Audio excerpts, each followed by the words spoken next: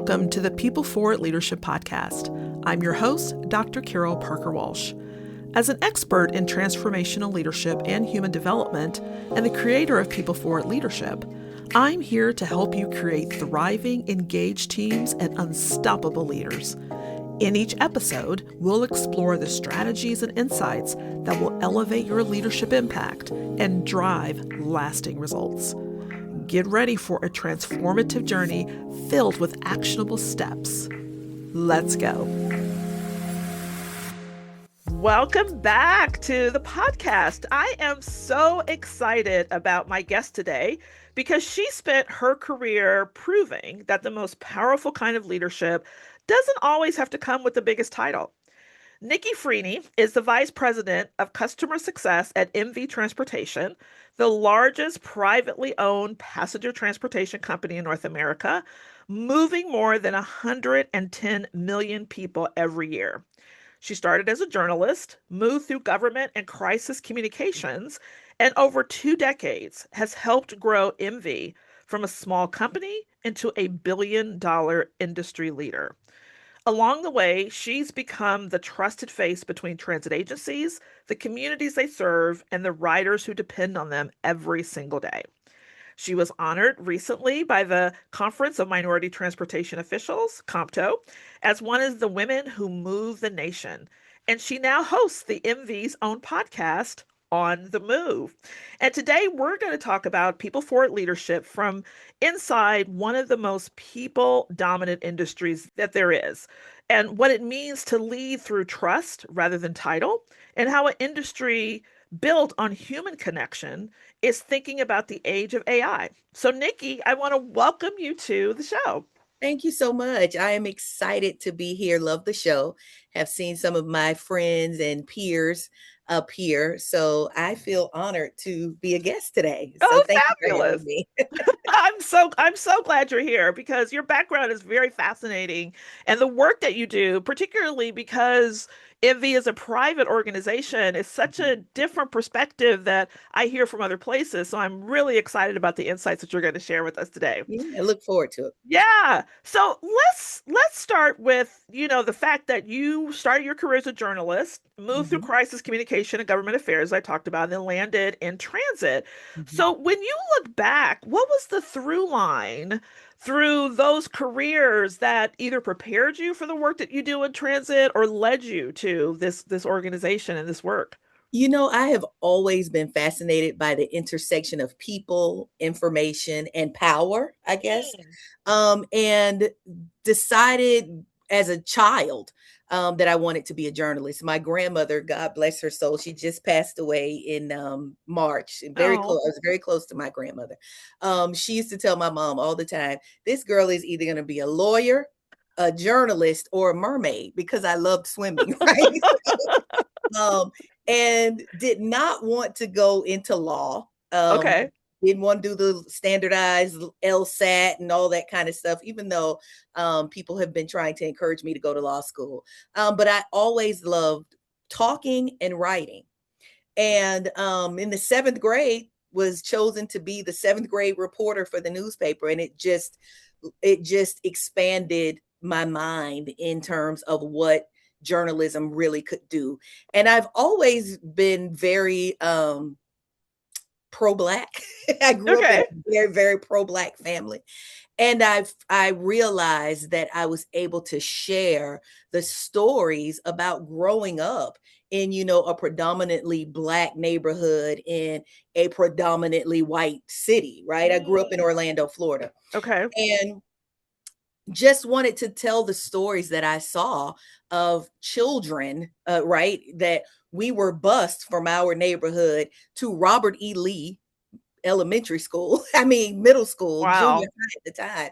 And I just felt compelled to tell the stories about, these Black children having to get up early in the morning, earlier than our counterparts that, could walk to the school, to be bused for 45 minutes. What did that feel like? And so I started to share those stories, and just thought again that that taught me the intersection between people, information, and then the power of my pen, the power of my voice, the power to be able to show leadership through my pen and my voice, right? Wow. Help change the narrative about, how we were seen as young, Black, very vocal students, right? How we were seen. And it just fueled a passion. So eighth grade, ninth grade, 10th grade, 11th grade, 12th grade, I was a reporter for the school newspaper. And then in high school, I did an internship. I like left school at 12. I think I was done with all of my credits, left right before lunch, and did an internship at the local Black paper in Orlando. Oh, wow. So decided I was going to go to FAMU journalism school, and the rest is history with journalism. But I will tell you again, sticking on that theme of the intersection between people, information, and power, I got out of the journalism business maybe 4 years after graduating from college Okay. because we started manufacturing the news. I Mm. saw back in 98, 99 where we are now in the news business, right? Okay. That we were going to lose our independence, that we weren't going to be able to tell the stories because the powers that be were buying up the news, right? Yes. And Is that when we controlling. started like seeing commercials for the news? It used to Yes, just come on, but now it was competing and yes, there's commercials about who has the best story and yep. yeah, and I'm like, how are you pre-selling the news before the news? I used Be- to be- wonder that myself. Yeah. Yeah, because that was clickbait, pre-clickbait, right? To Mm. get to get us to watch certain news programs, because then the advertising dollars went there and then they made more money and it became a poor for-profit business. And so Okay. I decided, I didn't want to work for those leaders. Yeah. And ended up, actually, I don't think I share this much in my bio, I don't know why, but ended up becoming the spokesperson for the Florida Department of Law Enforcement. Oh. And did that for like 5 years, traveled with Governor Lawton Childs, wrote speeches and different things, press releases for Jeb Bush's office. So I did a lot in government in Florida. Decided I was done with that after about 5 years because we weren't really making any money, Yeah. and ended up going to the transit agency Lynx in Orlando as the media relations and kind of marketing manager. Okay. And that just fueled my love for transit, specifically paratransit, because I saw how vulnerable that population was, Mm. and that back in the late 90s, early 2000s, transit agencies were doing anything they could to kind of outsource that business because it was one of the most high profile uh high profile services that they offered because of Gotcha. the population that Yeah. you are servicing, right? Yeah. And if you leave grandma somewhere for an hour, grandma and her family are coming to a board meeting complaining about it, right? Mm-hmm. So I decided that I really wanted to focus on how we could tell a better story about what paratransit is, and then how we could make sure we were designing a service that the people deserved. Yeah.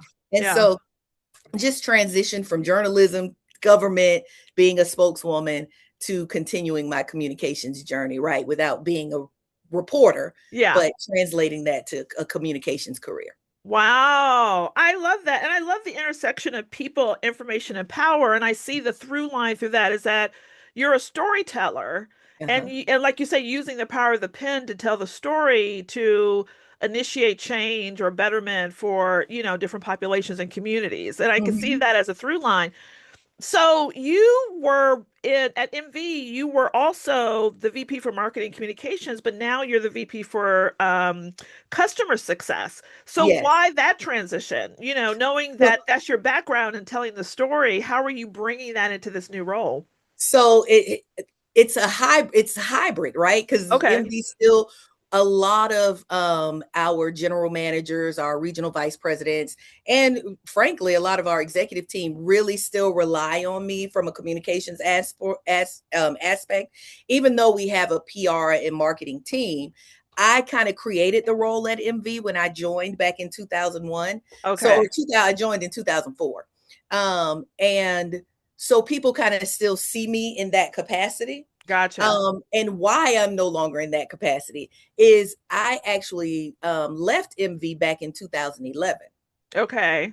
And at that point, at that time, I was the executive vice president of public affairs. So government relations, marketing, and communications was under my purview. Okay. MV moved from California, where we were headquartered, and where I lived, to Dallas. And I didn't want to go to Dallas. Okay. And so I decided to resign, but because of, I believe, the great work that I've done for MV and the relationships that I built at the company, they didn't want to see me leave. So they put me on a consulting agreement. Okay. And so I continued to help MV kind of grow. When I joined the company back in 2004, we were a $24 million company. Now we're over $1.2 billion in annual revenue. So Wow. I can say that I have helped the company grow Yes. in that way. So that's why I kind of left. They didn't want me to leave. So I consulted, and then I eventually came back to work, and they had changed some dynamics, and they really wanted me to be in this customer success role because of the relationships that I have with a lot of transit agencies, Got because of my you. role at transit agencies. Yeah. Yeah. Yeah. But they still know you're brilliant, so they keep they still I rely on like to that. think so. I like to think that's what it is. Yeah, I saw your interview with the founder, and how you talked about how you write her speeches and support Mm-hmm. her, even in how she was showing up. So yeah, I could see you are Yeah. a much valued member of the team there for sure. Yeah, yeah, and the owners are just the salt of the earth people, Hmm. right? And they trust me, and I trust them, and so we have a really good working relationship, to the point where they'll tell senior leadership, if y'all want me to do something, call Nikki first so she can vet it. So we do have that. We still have that relationship. Yeah, yeah. That is so powerful and so key. I'm happy to hear about that relationship. And you mentioned, about supporting all the leaders within the organization. I know that you've traveled the country with MV's owner, meeting drivers, agencies, community leaders. I'm curious, in hearing, as someone who's a storyteller and hearing the stories of people who are, partaking in the system, what Mhm. did you learn in those rooms that you never would have learned if you were just relying on a report or a dashboard? Like, what was it Uh, about being there with the people and hearing these conversations that really made an impact? how important transit is to our communities, and Mm, how important having access to transportation changes a community. I didn't grow up as a public transit rider, but so I didn't have, all I knew was what a lot of people know. You see a bus, you see a driver. Is it empty? Is it full? Where is yeah. it going? It's in my way when I'm trying to drive my car to go somewhere, right? That's all we knew. But being in the rooms with drivers, these are people who take their jobs seriously. Wow. They really are they are ambassadors, Mm, for not just for the company or the transit agency that they're driving for, but for the community. People don't realize, people get on the bus and ask drivers for directions, ask them about, life situations. People don't realize sometimes, wow. someone will leave a child on the bus, and our drivers become caregivers, not just for children, but for elderly people, late at night, who don't necessarily, the driver doesn't want to see them walking down a dark street. So they may Hmm. help them get home, or Oh, wow. become, their first line of defense, right? Hmm. Our paratransit drivers, they are sometimes the only person that a client who they are transporting sees in a week, right? Some of Wow. our drivers will call us and tell us when they feel like a person is being neglected or doesn't have something. And one thing about MV transportation is we are going to jump in and help. right? I'll give you an example that I am very honored to have been a part of. There's this really small community in Florida. In fact, I was born there. Okay. It's called Pahokee, Florida. Pahokee and Belglade are two very rural communities. Back in the day, they were sugarcane. That's where sugarcane was grown. It's still grown there in mass. Okay. U.S. Sugar has one of its major plants there, right? And so the community is about 45 minutes west of West Okay. Palm Beach. Very rural, very small, very a lot of poverty now that the sugarcane mills have closed and everything has been Yeah. kind of automated. And so we as our we are a partner with West Palm Beach with Palm Tran, and so we operate their service out there. And we had a driver who would see this family of it was a husband and a wife, and I think it was 3 or 4 children. And they would be walking down this major, highway, Yeah. trying to get from one city to the other. And these cities are, one is 10 miles, two of them are 10 miles apart, one is a mile apart. And, they're very small rural cities, but there's not a lot of infrastructure. Gotcha. And our drivers would see them walking, knowing that they could ride the vehicle. What they didn't realize is that they couldn't ride the vehicle because they couldn't afford car seats for their children. Oh, wow. And so our drivers let us know, and our owners bought car seats for Oh, that wow. division so that this family and others could ride the vehicles, right? So a lot of people just have a negative perception sometime of bus riders, and these are the people who are fueling the economics of a community, right? These are the hotel maids, right? These are the chefs and the bartenders at country clubs that people who don't like transit frequent, right? Yeah. Yeah. And so I can tell you without looking at a transit system that 70 to 80%, or not knowing the particulars of that system, that 70 to 80% of the people who ride those buses are riding to go to 3 places: work, medical appointments, and school. That's what fuels our local economy. We Yeah. should all be supporting transit, right? Yeah. And Yeah. so those are some of the things that I would not have known had I not been in a privileged position, because this is a privileged position, to be able to understand people's people's mobility needs, and how it helps to provide a better quality of life for them. And so I try to tell that story as much as I can, to It's a people, powerful story. yeah, to people who otherwise wouldn't know it, right? I remember years ago when I worked at Lynx in Orlando, we were having a little bit of a struggle with some elected officials who didn't necessarily support the transit system, right? Mm. The Speaker of the Florida House wrote that the agency could screw up a one bus funeral. This was how bad things were, right? Wow. And so our government affairs team and our marketing communications team decided that we wanted to do a legislative breakfast for our federal, state, and local legislative delegation. And one of the things that we did that was so powerful is that we took every district, mapped out how many people get on and off the buses in all of these districts, especially in a lot of the red districts. Yeah.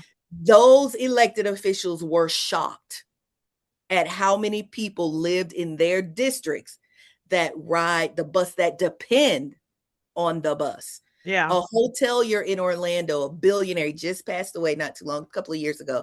Harris Wolzen owns all the hotels in Orlando, pretty much out in the tourist district. He told me one day, if Lynx, just out of the blue, I was talking to him about something, and he asked me where I worked, told him Lynx, and he said, "You work for Lynx?" I was like, "Yeah." He said, "If Lynx shut down for one day, I would go out of business." This was a billionaire. Wow. So he got it, Yeah. because his cleaning staff, Yeah. They his were taking that to chefs, work. that's how they got to work. Mm. So that is, I know it's a little long-winded, but I think it's important for people who watch your podcast and and are looking for transit information to understand what we do every day is critically important. It's not Yeah. just a man or a woman driving a bus and that's it. There's a lot that goes behind it. Yeah. No, I think that is so important. I'm so glad you shared that, because we talk a lot about the internal workings, but the heart of what these organizations do are moving a community.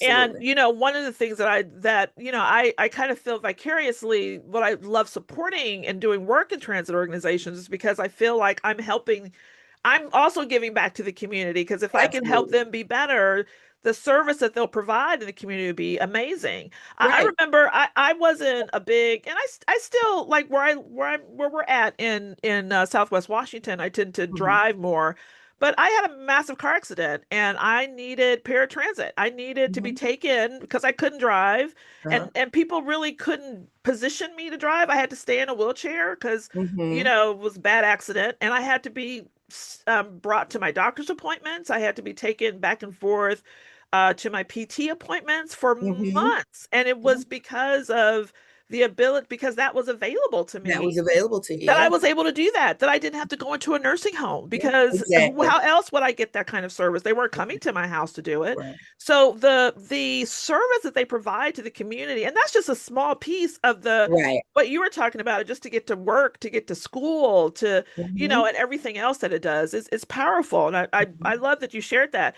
So, it makes me think that must be where the tagline driven by people, it's almost like driven for people, but I know it's driven by people as a tagline. Right. And we Um, just really changed that in the last year because for 49 years, 48 years, our tagline was we provide freedom, the freedom of mobility. wow. You know, That's a we pretty still powerful one. it is. We still kind of use it, every now and then, but it's what it I prefer that one because it gives me a visual of what my role is every day is to provide the freedom of mobility, the freedom of access, you know, the freedom of a mother who does not have transportation to allow her children to participate in extracurricular activities when you can extend that bus route, a little longer for these kids to Yeah. get home. So Yeah. I really enjoy what I do. I Yeah. don't I fell into transit, but I love it and I'll be here until they don't want me anymore. Yeah. Well, I'm curious, why did they change to driven by people, right? Which is easy to put on a website.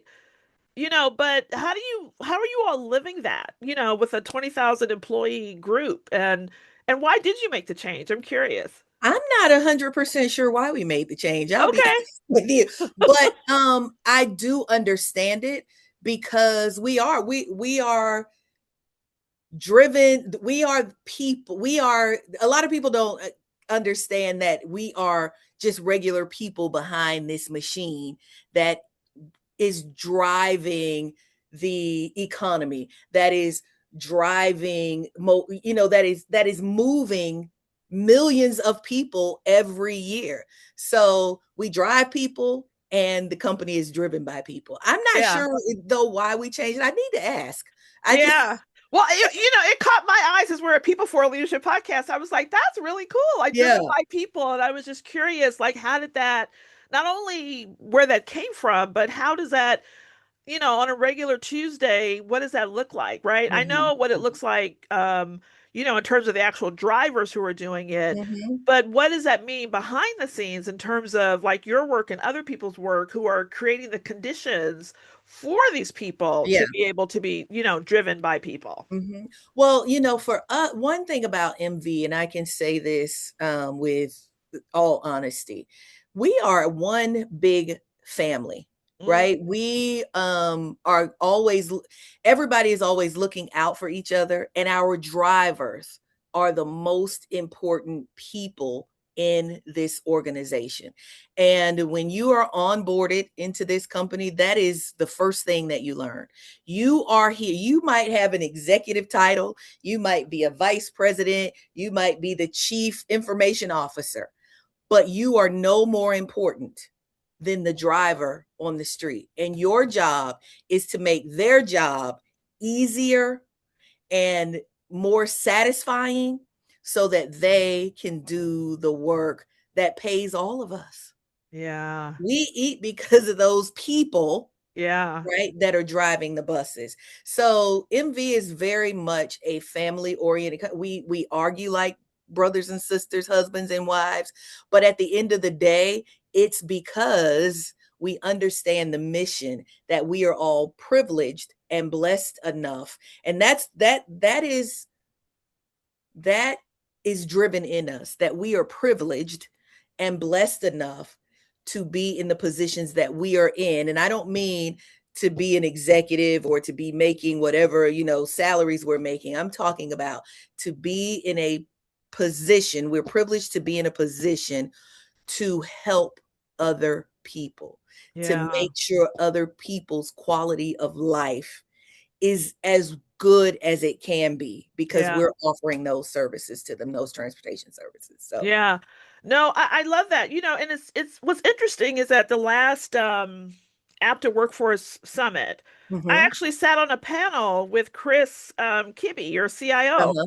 Uh-huh. And he was sharing some really innovative things out of his, shop that they were doing around AI, Mhm. with, piloting autonomous Yeah. vehicles, but also like really leveraging predictive analytics to help to increase retention within Yes. the driver community, Mhm. understanding at every point when an intervention needs to be made to make sure Absolutely. that, like you said, the number one, person on the team is the driver, Mhm. which I thought was incredible and Yeah. definitely ahead of the game, with other organizations in terms of what they're doing with AI. Mhm. But I'm curious, as a company whose identity is around driven by people, how does the future of AI or autonomous vehicles, like how is that impacting conversations that are having amongst the drivers and how Mhm. you all are positioning that within the agency? Well, in many ways, we are following what transit agencies are doing, right? Okay. So a lot of transit agencies are looking at incorporating AI. The goal, I don't think the goal is to put anybody out of work, but the goal is definitely to expand options for riders, right? When I came into transit 20 years ago, the goal was or the way we moved was everything was for those riders that depended on us, right? Yeah. We put all of our resources in making sure that our regular bus riders, our regular shuttle bus riders, our, paratransit riders had the customer experience that they deserved, right? Yeah.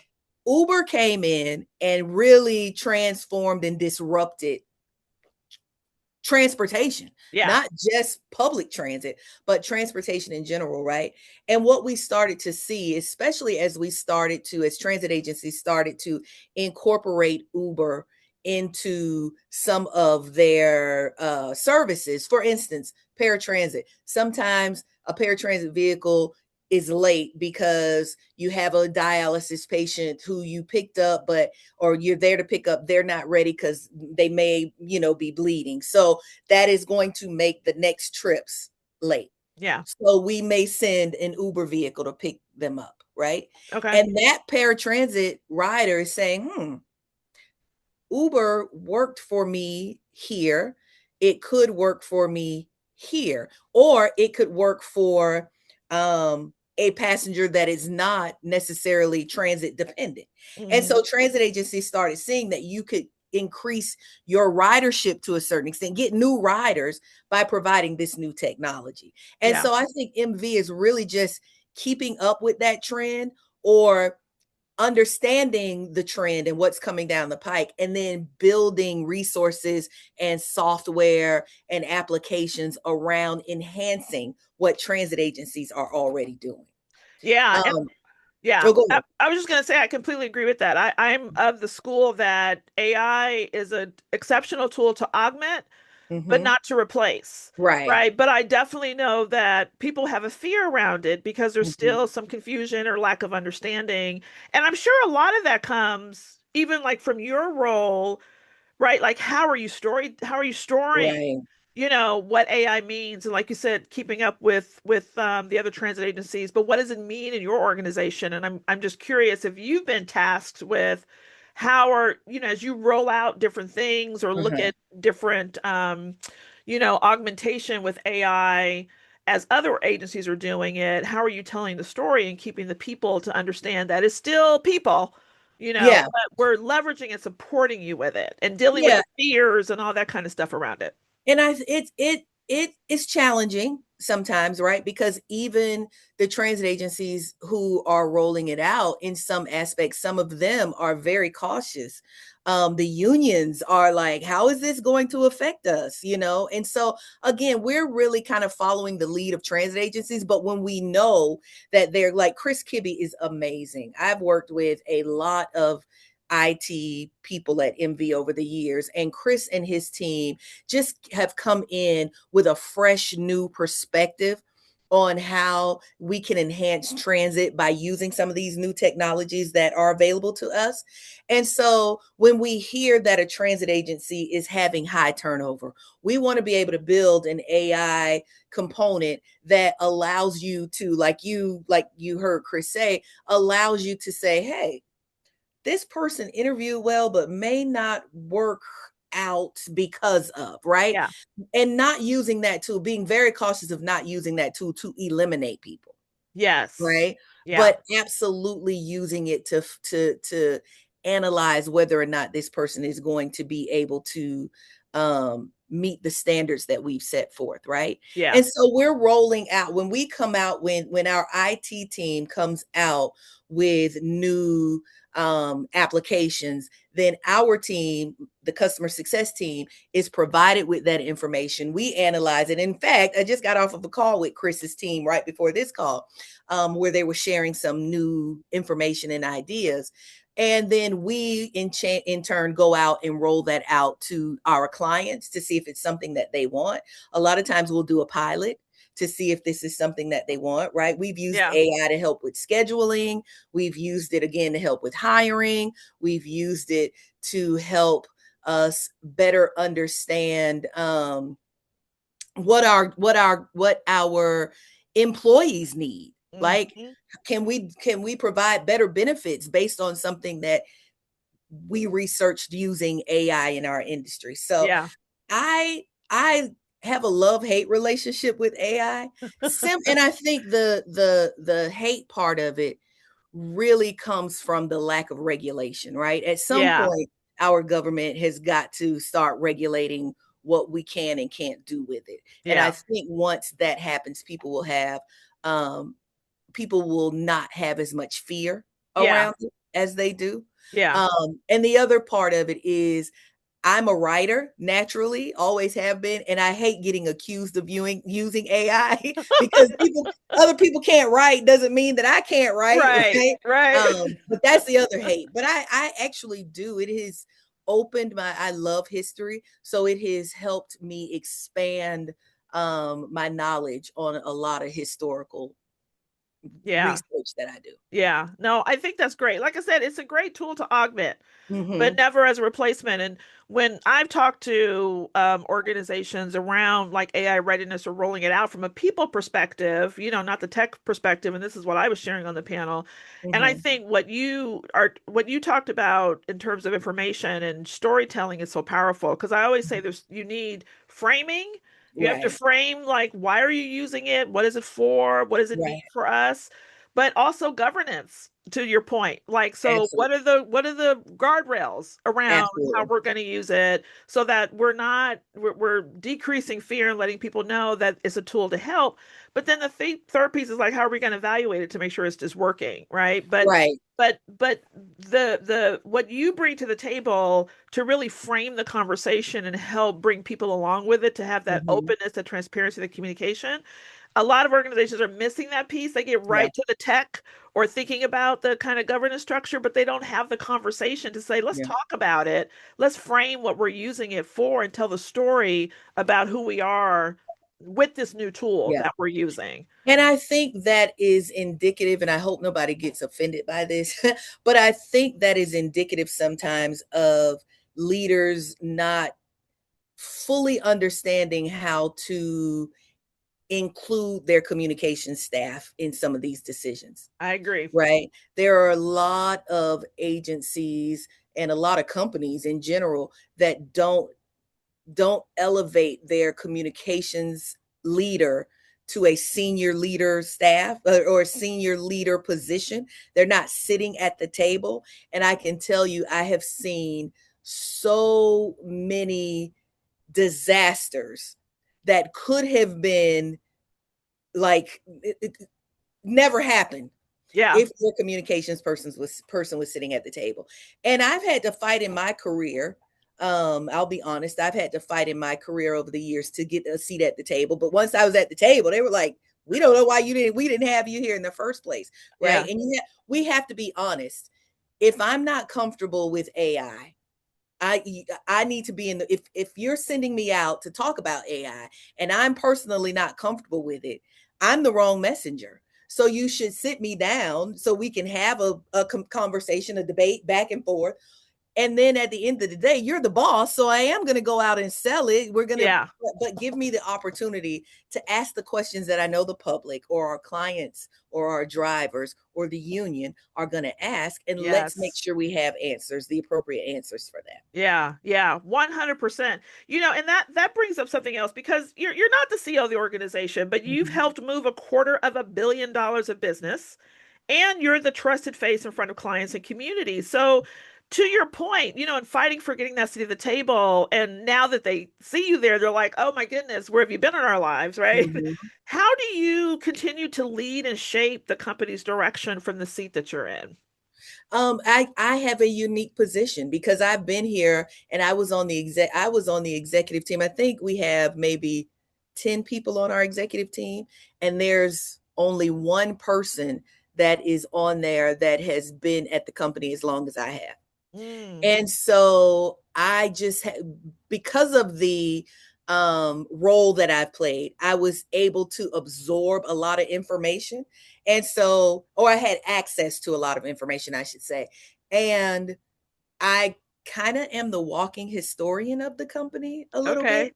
okay. And so people really rely on me to give them the how did we manage this before?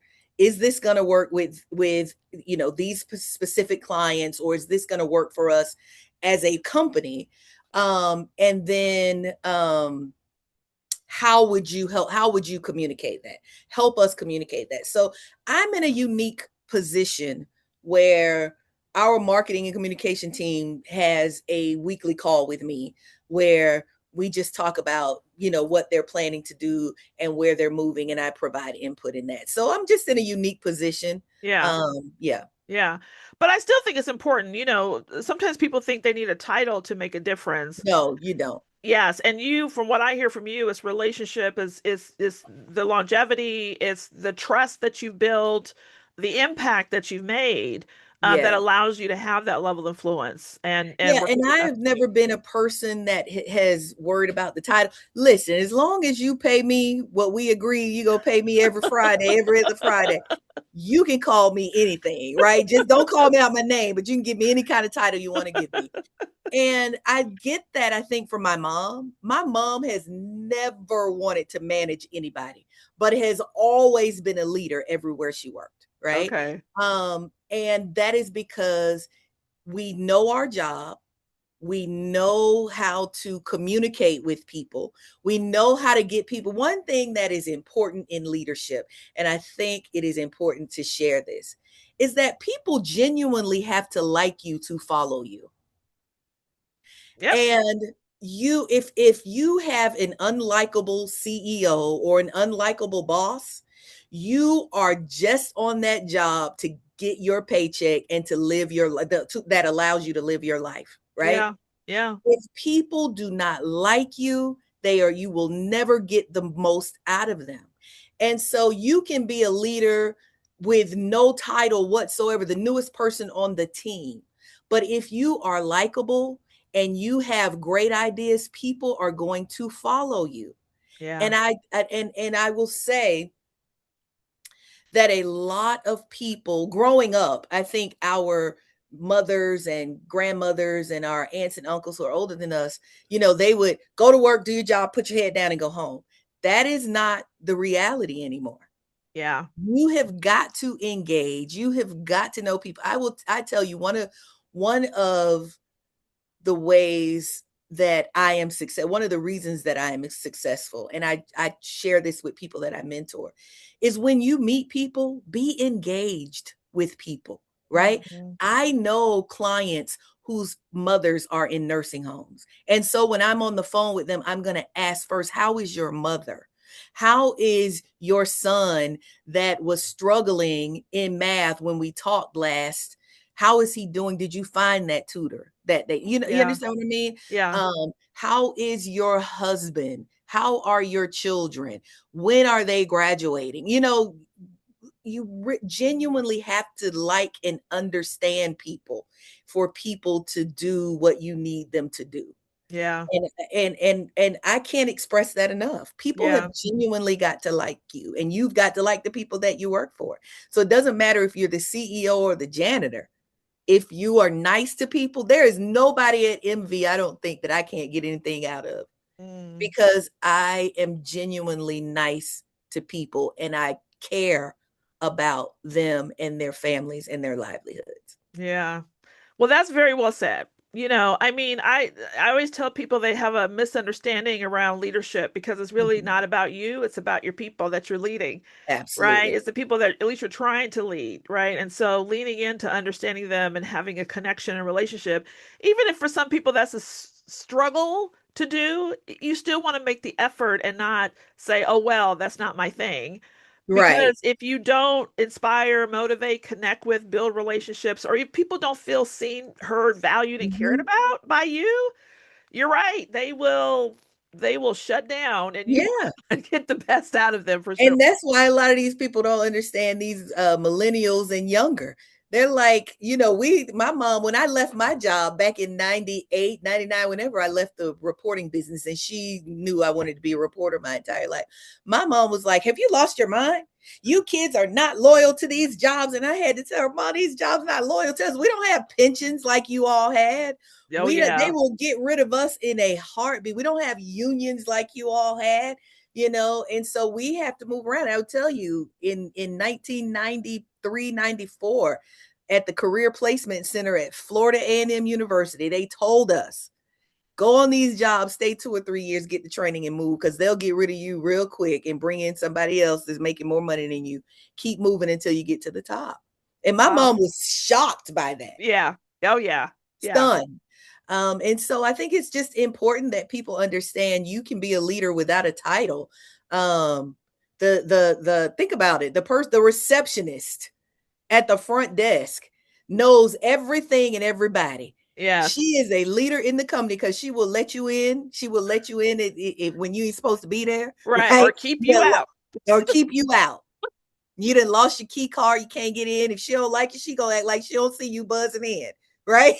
So so you have got to be nice to everybody. And that's my grandmother, my mom had 7 sisters, and that is what they have instilled in me. You have got to be nice to people, have got to like you, and you have got to like people in order for you to be successful. Yeah. Period. Yeah. It's about relationships. You are It correct. You is. are correct.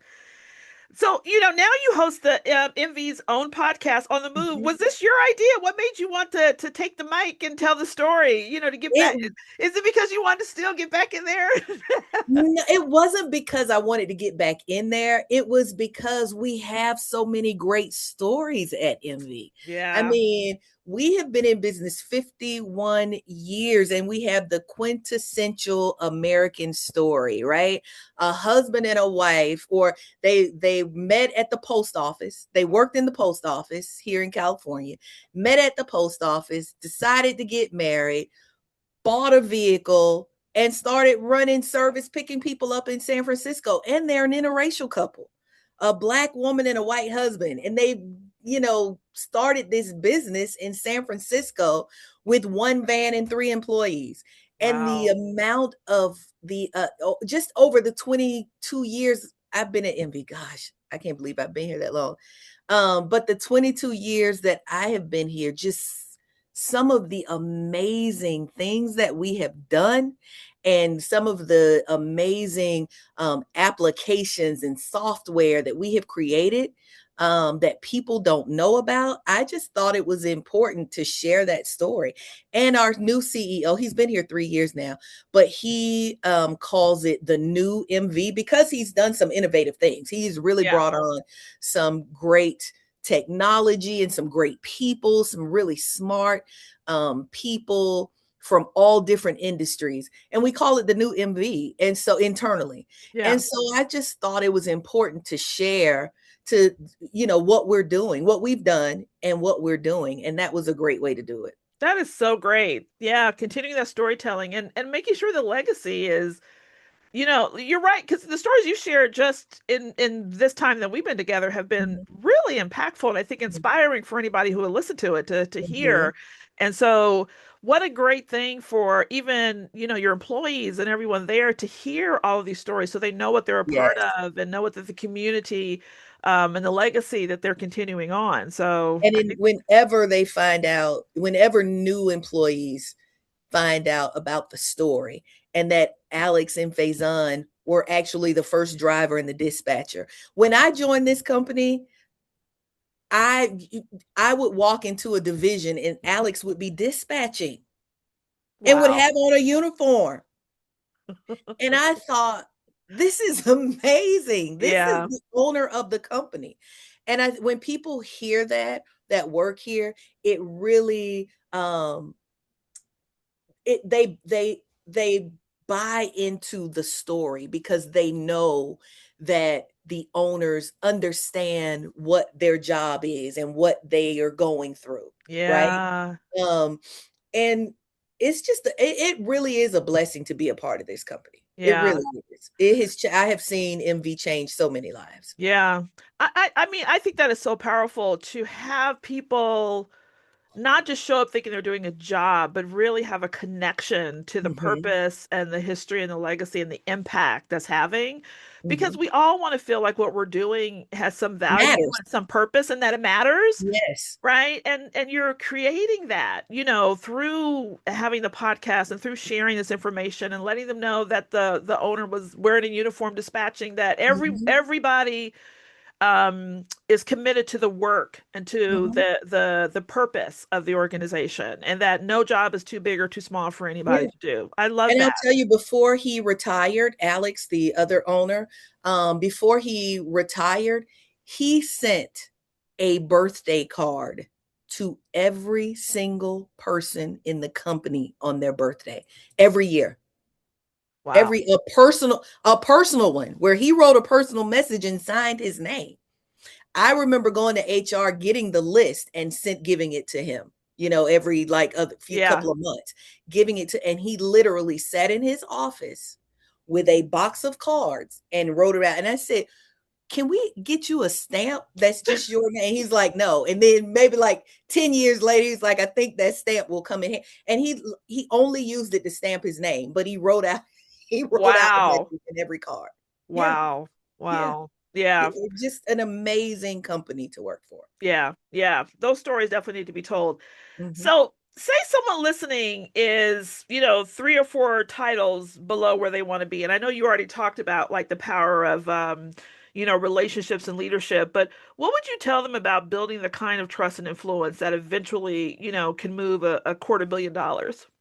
um, understand your job, definitely understand your role. Um, go to work every day with the intention of making a difference. Some people just come to Mm, work and be like, let me go do this work today so I can get paid, but I don't want to be here. I go to work every day with a goal of making a difference that day, right? So I would say, regardless of your title, go to your job to make a difference. Learn learn the job that you want. The job that you're in may not be the job that you want to stay in. It's that job that gets you in the door or gets you recognized by, specific leaders who can change the trajectory of your career. Learn that job. I literally got to MV because I wanted to learn more about paratransit when I was at Lynx. We were having a hard time with it. Our director couldn't get anybody on the senior leadership team to really help him because they were like, we hired you to do that. You manage that, right? And I went down and I said, you know what? I'm going to offer my services to you. What do you need? And from that moment on, I rose through the ranks of the organization. Sometimes find the hardest job in the organization and figure out how you can help make it easier. And that's what I did with paratransit. Did that at Lynx. MV recognized my work, and they tried to get me to come work for them for 3 years. I was like, I ain't coming to work. I don't want to go work with y'all. And eventually they brought Faison for me to meet. And I said, she is really the heart of this company and is the type of leader that I want to be. Yeah. A compassionate leader, a leader that cares about people, cares about humanity, really believes in the mission of the company that she started, right? Yeah. If Miss Jones can't get to her doctor's appointment, Miss Jones might pass away. If Miss Everett can't get to the grocery store, she hasn't eaten in 2 days, right? We got to make sure we get her to the grocery store and get her some food, or take her some food over, right? We've had drivers that have planned a whole Thanksgiving meal for a rider that they knew was going to be by themselves on Thanksgiving and didn't have the means to, have a meal. So they created left their families to celebrate with that person. So I know I'm getting off the question that you asked, but recognize where, what do I want to say? Recognize or identify the leaders, those people that are leaders in your company, and get to know them. Yeah. Right? There's nothing wrong with you come in as the HR generalist, but your trajectory is to be the chief, HR director or the chief of HR at some point. Ask them what they have lunch with you, because you just have some questions that you want to ask them about how to get in that role at some point in your career. You have got to raise your hand and say, Yeah. I want to do this. I'm available. I Yeah. think that has kind of defined my career. Yeah. If there's something going on and I want to learn more about it, I'm volunteering to do it. Yeah. And then eventually the money will come. There is not one job I have taken because of the pay. It is because I wanted to do the job. And later the money came. It always Wow. does. Yeah. I love that. So what I heard was go to work with intention and make a difference. Yep. Find the hardest job and make it and help make it easier, and get to know your leaders. Get to know I them. mean, I love those three. Those are the three nuggets I got for what you Yeah. shared, which I think are powerful nuggets. Yeah. Yeah. You got to get to know the people that run the company. And it's not about who you know, it's who knows you. You can know the CEO, but if the CEO doesn't know who you are, he's never going to say, hey, what about that Nikki girl down there in marketing? I ran into her in the elevator and she introduced herself and gave me a quick little story. What about her? Maybe she can help us with this. People have got to know who you are too. Yeah. Yeah, for sure. For sure. Okay, well, Nikki, here's my last question. What's Okay. the one thing about the future of how people move that you're most excited to help build? Ooh, what is that? Ask that one more time. What's the one thing about the future of how people move that you're most excited to help build? I'm really excited about autonomous vehicles. Okay. And I think I'm here in California, so I live halftime here and halftime in Atlanta. Okay. And Oh, so I you don't run all those Waymo. Waymo. Yes, that's Waymo. exactly what I was going to talk about, right? They fascinate me. They scare so many people, but they Me included. fascinate me. You too. They fascinating. Now I have been in one that kind of got stuck, but then it, recalibrated or whatever. But I'm just excited about autonomous vehicles. And not because, they could eventually put us out of work or our drivers out of work, but I just think it's time for us to have this adaptive technology that allows us to really um expand our minds and have access to so many different things, right? Yeah. Like I would love to be able to call up an autonomous vehicle that could wouldn't be so expensive, but that could take me from here to LA, right? Where I don't Yeah. necessarily I can be working. I don't necessarily have to be involved with a whole bunch of people or paying attention to the road. I could just be driving. So I'm really excited about autonomous vehicles. I really Yeah. am. I Yeah. think that's exciting. Yeah. Well, listen, let me just say, first of all, I see why you won that Compto Award.